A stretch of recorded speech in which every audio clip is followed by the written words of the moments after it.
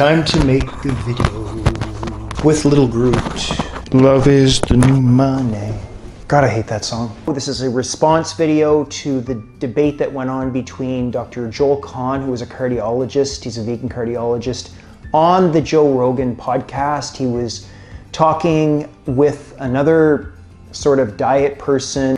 So the other guy is Chris Kresser. So first I want to say, with respect to Joe Rogan, I actually really do like some of the content he produces. This was a really poor podcast. I understand that he had some kind of procedure where he was in a lot of pain, and I don't know if he was really on his game, but he just didn't seem to be listening, and he just seemed to be sort of focused on one point. And no matter what Joel Kahn said, and in the many, many ways he put it, Joe Rogan kept on repeating himself over and over again. It was painful. Another thing that I noticed through the debate was that Chris Kresser, I keep forgetting his name, Chris Kresser, kept on focusing on observational data. That's all Joe Rogan could hear, that plant-based nutrition was largely based on studies from the 1940s and 50s. And whenever Joel Kahn would get into a discussion on the nuance of observational data and bringing in the ward studies, the metabolic ward studies, as well as the biochemistry, it just went way over his head. Joe Rogan didn't hear that. He just was so focused in on this one point that Chris was talking about on observational data. Not to mention, Chris liked to use observational data when it seemed to fit his own arguments. Then Chris spent tons of time sort of poking at the issue of cholesterol, that cholesterol doesn't matter for health and that saturated fat doesn't matter for health. This obviously got Joel's back up, because he knows 100 that is so important, that you got to really watch your cholesterol, your LDL, and that saturated fat does elevate cholesterol, and that does lead to cardiac events. There's no dispute among those in the actual health profession itself. And even the major institutes of medicine around the world agree that you really want to keep your LDL in check. Yet Chris, for some reason, thinks that he knows more than all of these major health institutes. And of course, he references that crap research that had followed the 2008 Mexico conference of the dairy industry. If any of you follow that or had followed it, you know that the dairy industry was in a panic. They wanted to confuse consumers because their profits were down. The other point I want to make is that there were times when Chris seemed to even be nervous in his boots, that he himself didn't really even know what he was talking about, and he was aware of that. He was also aware of just how capable Joel Kahn was in his ability to cite research and to talk about his own research and to talk about his own knowledge of biochemistry. It showed exactly who he is, and Joe Rogan sat there and he seemed oblivious to all this. The other thing that was interesting that I actually learned a little bit from was the conversation between sugar and saturated fat.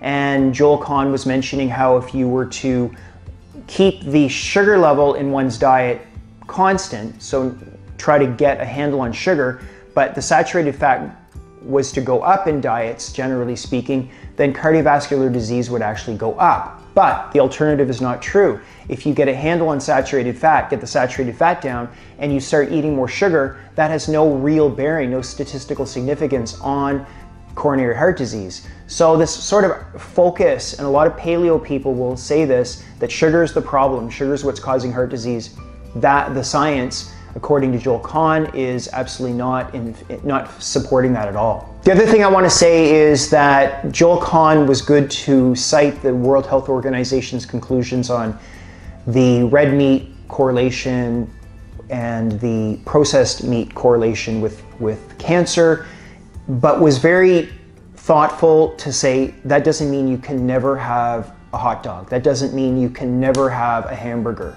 And he had some really good, helpful tips about incorporating more fruits and vegetables into the diet. And he gave credit to the 22 experts on the World Health Organization panel that looked at over, I believe, 800 studies to make these conclusions. Look, at the end of the day, putting veganism aside, to me, it's all about wanting to get good information so that I don't make choices day in and day out that ultimately I pay for.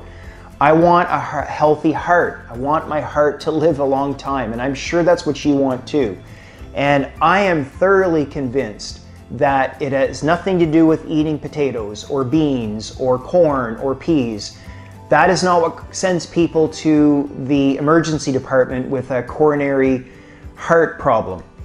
To me, the problem is obvious, and this is my personal view. And I'm not interested in fighting anybody about this. You can believe whatever you want to believe.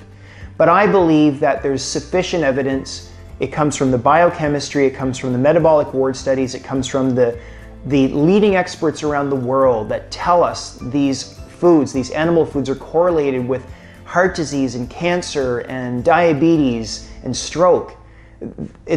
You can choose to ignore what experts are saying, or you can listen to people like Chris. And if you do, I really wish you the best. I really hope that it works out for you. But I'm thoroughly convinced, again, putting veganism aside, that I'm on the right side of science. I'm on the right side of nutrition. And at the end of the day, life is about choices, and choices have consequences. Anyway, guys, let me know what you guys think. What did you think about the debate? Did you enjoy it? Did you find it annoying like I did? Weigh in down below, I want to hear. And if you haven't started following me yet on Instagram or Twitter, the links are down below in the description box. And I look forward to seeing you all back here in a few days' time for another super fresh video.